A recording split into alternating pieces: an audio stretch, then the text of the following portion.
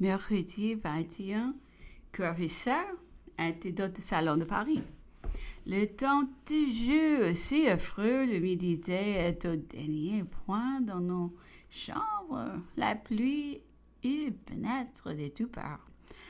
Le secrétaire du gouverneur m'a apporté une lettre d'Europe. Elle m'a procuré à quelques instants de vrai bonheur. Elle m'a apporté les souvenirs, les vœux de mes amis les plus chers. J'ai été la lire à l'empereur. L'empereur souffrait beaucoup de ce mauvais temps. Il a gagné son salon vers les 4 heures. Il croyait avoir eu de la fièvre. Il se trouvait abattu. Il a demandé du punch. Il a fait quelques parties d'échecs avec le grand maréchal et le docteur est venu de la ville. Les 2 bâtiments arrivaient à Néon du Cap. L'un d'eux était la Padargus, partie d'Europe 10 jours avant les Griffons. L'autre était une petite frégate venant de l'Inde. Et retournant en Europe, il avait tout attendu une lettre pour l'empereur Napoléon, mais elle n'a pas été remise. Et nous ignorons ce que ce pouvait être. Après dîner, on a dit que les médicaments étaient épuisés dans l'île et l'on observé que l'empereur ne serait pas accusé d'y avoir contribué. Cela m'a conduit à dire qu'il ne se rappelait pas d'avoir jamais pris une médecine aux Tuileries, ayant eu jusqu'à 3 vesiques à 3.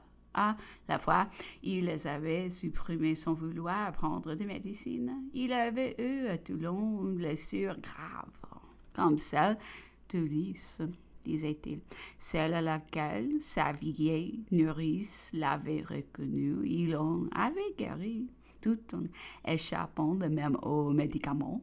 L'un de nous s'est permis de lui demander si votre majesté avait la dysenterie demain. Se refuserait-elle encore aux médicaments? À présent que je me porte bien, je réponds oui, sans hésiter, disait l'empereur. Mais si je devenais bien malade, peut-être changerais-je. Ce serait alors moi la conversion comme la peur du diable dans l'homme qui va mourir. Et alors, il répétait sans incrédulité à la médecine. Mais il n'en était pas ainsi, observait-il, de la chirurgie. Il avait, disait-il, commencé 3 fois des cures d'anatomie. Les affaires et le dégoût les avaient toujours interrompus dans une certaine occasion, disait-il, et à la suite d'une longue discussion, Corvisart, désireux de me parler pièce en main, eut l'abomination, le scélératesse de me porter à Saint-Cloud dans son mouchoir de poche, un estomac. Et cette horrible vue me fit rendre à l'instant même tout ce que j'avais dans le mien. L'empereur, après le dîner, a essayé d'une comédie, mais il était si fatigué, si souffrant, qu'il a été contraint d'interrompre. Se retira avant 9 heures. Il m'a fait le suivre et comme il ne se sentait aucune envie de dormir, alors mon cher, m'a-t-il dit, voyons, on compte sur votre Faubourg Saint-Germain, comme dans la 1001 nuits, essayons de rire. Eh bien sûr, il était autrefois au chambellan de votre majesté, qui avait un grand-oncle bien vieux, bien vieux.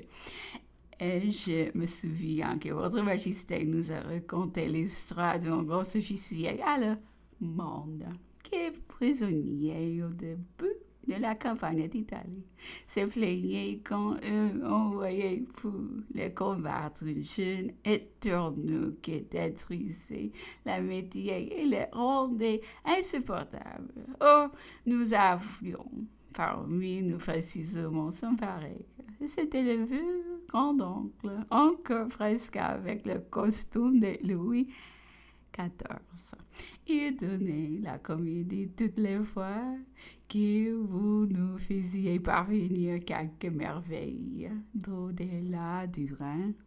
Vos bulletins d'hommes et de hyènes étant pour lui autant de révolutions de billes, il était loin de vous admirer, vous gâtiez là. Aussi le métier, il avait fait répéter souvent les campagnes du maréchal des Saxes. Et voilà, disait-il, qui étaient vraiment des prodiges de guerre. Et qu'on n'avait pas assez apprécié. Alors la guerre, c'était sans doute une heure. Mais aujourd'hui, je vais dire, nous haussons les épaules. De notre temps, nous la faisions. En toute essence, nous avions nos mulets, nous étions suivis de nos cantines, nous avions notre tente, nous faisions bon cher, nous avions même la comédie au quartier général, les armes s'approchaient. On prenait de belles positions, donnait une bataille. Quelquefois, on faisait un siège, et puis on prenait ces quartiers d'hiver, puis recommençait au printemps. Voilà ce qui s'appelle, disait-il, avec satisfaction, faire la guerre. Mais aujourd'hui, une armée tout entière disparaît devant une autre dans une seule bataille. Et une monarchie est renversée et parcourt son lieu de pays en 10 jours. Dors qui peut, mange qui en trouve. Ma foi, si vous appelez cela du génie, moi je suis forcé alors d'avouer que je n'y entends plus rien. Aussi vous me faites pitié quand je vous vois les prendre peu un grand homme. L'empereur riait aux éclats, surtout des cantines et des moulets. Puis il ajoutait, vous disiez donc bien des bêtises à mon sujet? Oui, monsieur, est en grande abondance. Eh bien, nous sommes seuls. Il n'y a pas intrus ici. Dites encore.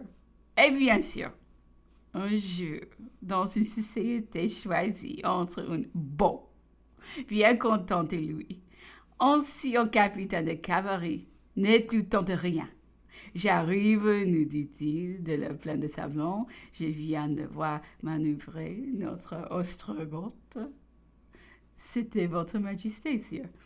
Il avait 2 ou 3 régiments qu'il a courbotés, les uns sur les autres, et tout a été se perdre dans les buissons.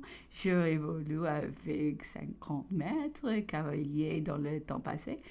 Sur l'amant, le faire prisonnier, lui et tous les siens, réputation usurpée, répétait-il. Aussi Moreau n'a cessé de dire qu'il était à l'Allemagne qu'il attendait. On parle de guerre avec l'Autriche. Si elle a lieu, nous verrons comment il s'en tirera. On nous en fera justice.